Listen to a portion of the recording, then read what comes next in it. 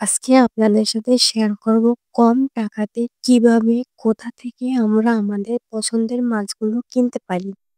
Hello everyone, আসসালামু আলাইকুম। আশা করি সবাই ভালো আছেন। আমরা যারা ঢাকাতে থাকি কম বেশি আমরা সবাই কারওয়ান বাজারের নাম শুনেছি। কারওয়ান বাজারের আশেপাশে আমরা যারা থাকি আমরা চাইলে কিন্তু সেখান থেকে কম টাকার ভিতরে আমরা আমাদের পছন্দের মাছগুলো কিনতে পারি।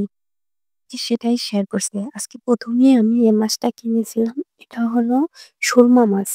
তারপর এই যে মাছটা দেখতে পাচ্ছেন এটা একটা সাগরের রিটা মাছ। রিটা মাছটা কিন্তু খেতে খুবই সুস্বাদু এবং কারণ মাছের প্রাইসটাও তুলনামূলকভাবে বাজারের থেকে কম। তারপরে কিনেছিলাম চিংড়ি মাছ। চিংড়ি মাছগুলার সাইজটা দেখেন, চিংড়ি মাছগুলো কিন্তু অনেক বড়, বড় ছিল এবং প্রত্যেকটা চিংড়ি মাছের মাথার ভিতরে গিলু ছিল। সেটাই আপনাদেরকে আমি দেখাচ্ছিলাম একেকটা। এবং চিংড়ি মাছের ভিতরে প্রত্যেকটা চিংড়ি মাছের ভিতরে কিন্তু ডিম ছিল। ডিমওয়ালা চিংড়ি মাছ ছিল অনেকটা। তো আমরা যারা মাসিক বাজার করি, আমরা চাইলে কারওয়ান বাজার গিয়ে মাছগুলো কিনতে পারি এবং মাছগুলো আমি পরিষ্কার করে বক্সে রেখে দিয়েছি।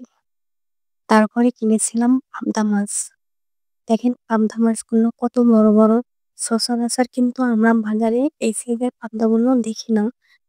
আপনি যদি কারওয়ান বাজারে গিয়ে থাকেন তখন দেখবেন ওখানে বিভিন্ন সাইজের মাছ বিক্রি করে।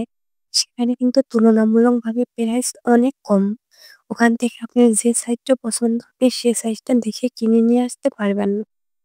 তারপরে আমি কিনেছিলাম দেশি ট্যাংরা মাছ। ট্যাংরা মাছটা কিন্তু ভালোই বড় ছিল। ট্যাংরা মাছটা কিন্তু শীতের দিনে খেতে খুবই সুস্বাদু। তারপরে দেখেন এটা হলো রুই মাছ। এমনি বাজারে রুই মাছের প্রাইসটা কিন্তু অনেক বেশি। ওই বাজারে রুই মাছের প্রাইসটা তুলনামূলকভাবে অনেক কম। তারপরে এটা ছিল কোরাল মাছ। কোরাল মাছটা দেখেন। তো আমি আপনাদের সাথে ভিডিওটা শেয়ার করলাম। আপনাদেরও যদি ভালো থাকে আপনারা ওখানে গিয়ে বাজার করে নিয়ে আসতে পারেন।